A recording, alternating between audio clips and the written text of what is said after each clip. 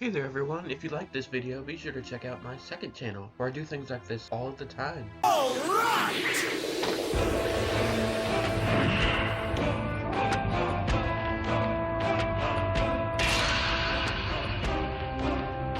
And who are you?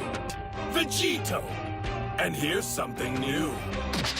Vegito!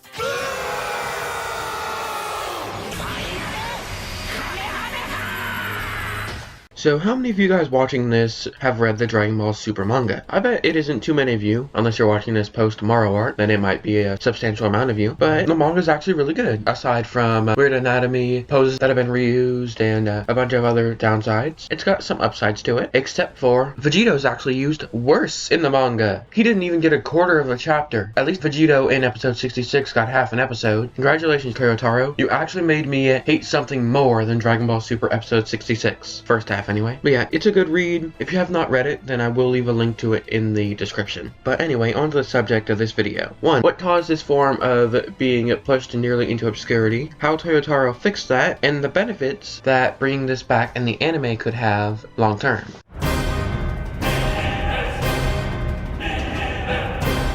Why was this form in need of saving, you ask? Well, the answer to that is due to a lack of spotlight, which started as early as the anime version of the Universe 6 arc, as this form was ignored in favor of Super Saiyan and Super Saiyan Blue. But oh no, it did not stop there. This problem persisted all the way up to the middle of the tournament in the Universe Survival arc. The Universe Survival arc. Toei, why did it take you this long? Seriously. Exactly how long was it in between uses of this form? Well, it took them from the Battle of Gods episodes to around, let's say, episode 115? Yeah, around there, when Goku faced off with Kale and Caulifla in the Universe Survival arc. Yep, it took them over 91 episodes to remember this form was a thing. How many episodes was Blue in during that time, you ask? Well, yeah, pretty much most episodes that include a fight in them. I know, it's that bad. But exactly how many episodes has Blue been in, compared to God at least? Starting off with God has been in a total of, drumroll please,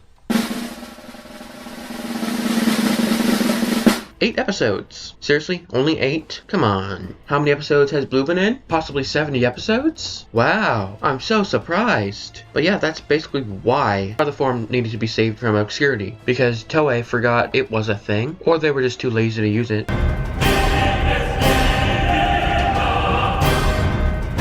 Now that we've identified why this form needed to be saved, what exactly did Toyotaro do to save it? Well, the answer to this question is quite simple. Now, Toei Animation, if you're watching this, I know you're not, but if you're watching this, then listen closely. You know how he saved this form from obscurity? He f***ing used it consistently! It's not that hard. So if you were to go back and read any chapter of Dragon Ball Super's manga, post like chapter 4, you will see Super Saiyan God gets used consistently. In fact, in a chapter I personally like a lot, which would be the chapter where Goku fights Hit, Goku uses his God form just like he did when he did all those punches against Raccoon. The basic idea was he used God, but then when he punched, he transformed into Blue, and then went back to God to conserve his energy, which is actually really interesting and inventive, and much better than Toei's solution for the Hit fight. Now, who all remembers how Toei solved the problem of Hit's fight? What was that? They pulled something out of their ass? Yep, they pulled Kaioken right out of Goku's ass. Kaioken was cool, but still, if I had to choose between Kaioken and Super Saiyan God, I'll use Super Saiyan God. So in essence, what Toei Animation did was it took God from the best form to the second best form to basically Yamcha. Yep, that's how relevant Super Saiyan God is in the anime these days. As relevant as Yamcha. Great job, Toei.